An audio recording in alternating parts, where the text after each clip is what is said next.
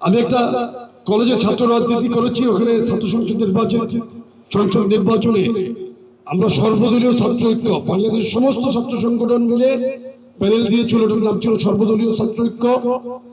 আর ছাত্রদলের প্যানেল থেকে আমি সহ সাধারণ সম্পাদক এজিএস নির্বাচিত হয়েছিলাম। কি হয়েছে? মিনিস্টার ফ্রিজ কিনে হাম্বা জিতেছে। মিনিস্টার ফ্রিজ কিনুন, হাম্বা জিতুন। আরো আছে আকর্ষণীয় উপহার। এটা এই কারণে বললাম, এই মহানগরী থেকে আমার বেড়ে ওঠা রাজনীতিতে।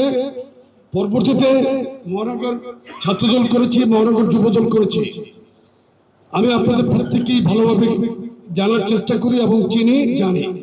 দেখেন, বিগত 15 বছর 17 মাসের ফ্যাসিস্ট শেখ হাসিনার যে শাসনামল ছিল, এই শাসনামলে আমরা কম বেশি প্রত্যেকেই কিন্তু ক্ষতিগ্রস্ত হয়েছি।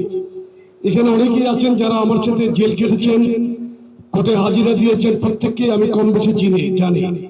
বিশেষ করে এই পল্টন কেন্দ্রিক আশেপাশে যতগুলো থানা আছে, যারা সাধারণত আমার সাথে কেস পার্টনার থাকতো কিংবা কোর্টে হাজিরা, জেল জীবনে অনেককেই পেয়েছি।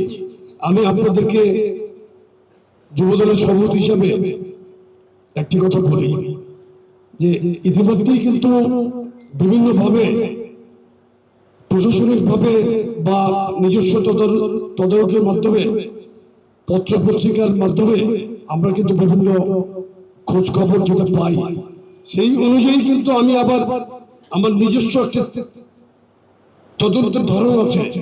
আমি বিভিন্ন লোককে কিন্তু জিজ্ঞেস করি, এলাকার মুদি দোকানদার, নিজের এলাকার কথাটা আমি বলতেছি, হয়তো হেঁটে আমি এলাকায় ঢুকতেছি, মালিবাগ মোড়, মালিবাগ বাজার কিংবা আপনার গুলবাগের দিকে যখন যাই, তখন কিন্তু আমি বিভিন্ন দোকানে চা খাই। আর অনেকে যখন দোকানদার, শ্রমজীবী মানুষ সবাই তো চিনতে পারে না, তখন কিন্তু আলাপ আলোচনার ভিত্তিতে কিন্তু আমি বিভিন্ন রিপোর্ট সংগ্রহ করি।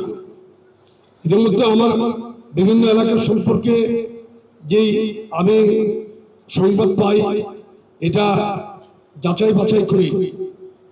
এর মধ্যে বিভিন্ন তালিকা আমাদের কাছে প্রশাসনিকভাবেও কিন্তু চলে আসে, যেহেতু দলের গুরুত্বপূর্ণ দায়িত্বে থাকার সুবিধা। এখানে অনেকে যারা আছেন তারা জানেন আপনারা কোথায় কি প্রবলেমের সাথে জড়িত আছেন। আপনি দেখেন, কষ্ট করেছেন, আমরা ধরেই কাউকে পানিশমেন্টের আওতায় আনার ক্ষেত্রে তাদের ত্যাগ তিতিক্ষাকে কিন্তু বিবেচনায় নেই।